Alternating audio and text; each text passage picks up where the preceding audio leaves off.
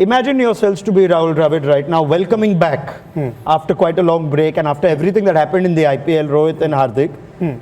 You want to nip something in the bud or check it at the dressing room? Is there a conversation that needs to be had to ensure whatever's happened has happened, guys?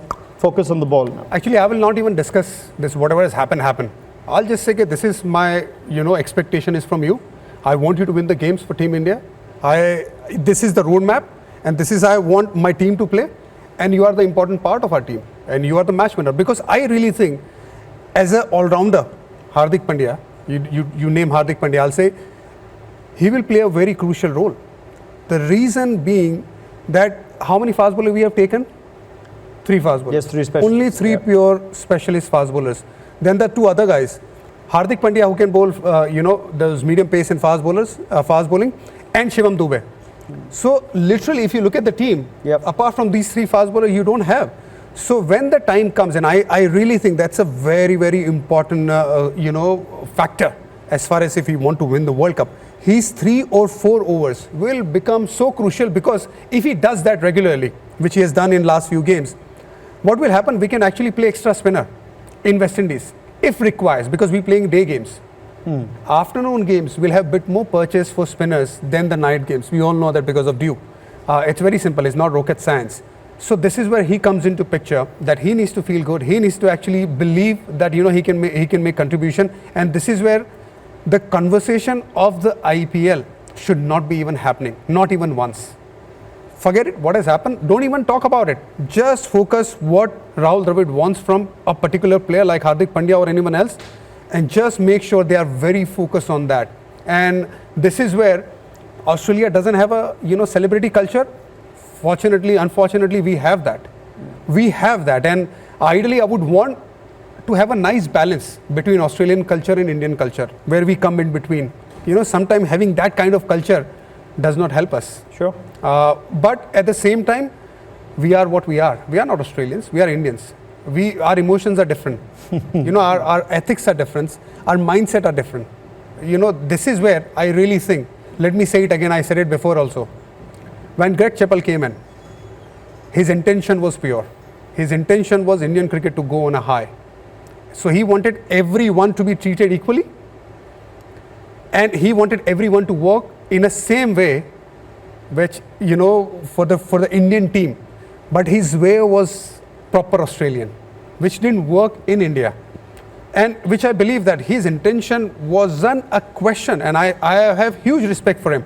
So this is where I had told him also on his face that your intention is good, but make sure you find a way in the center, to actually make the best for Indian cricket, because you want Indian cricket to grow, but this aggression will not work. And I told him at the start.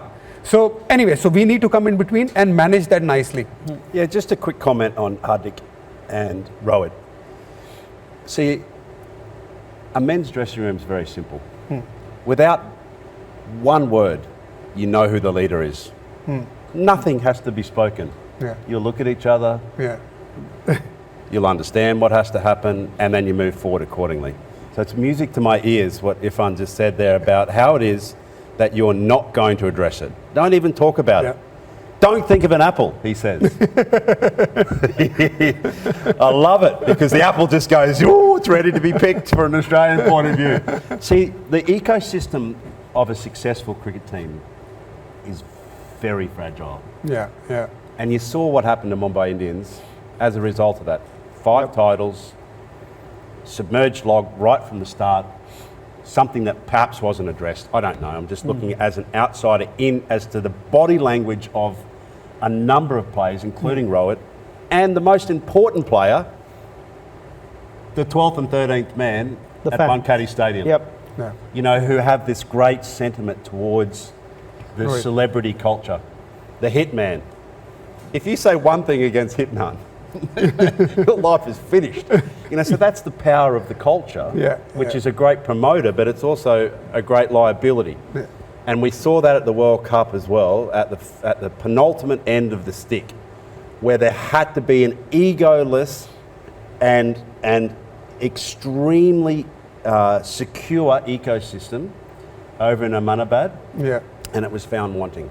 It was found wanting by a team that barely scraped it into the semis and the final. Yep. It shouldn't have really been there in many ways. Maxwell was just a hit miracle against Afghanistan. But the reality is, see, if you don't address these things as an Australian, I'm saying, and we've had times like that in our culture as well. I'll never forget in 2005, for the very first time, our great Australian cricket team poked its head up and went, what's England doing? Oh, there's KP, he's doing this. Otherwise, for 15 years of my career, we didn't care. Because it was all about those 11 that were sitting in that ring, understanding perfectly how it is that we were going to proceed, understanding exactly who the leader was, and we were shirt-fronted for the first time by a situation which got out of our control and into our egos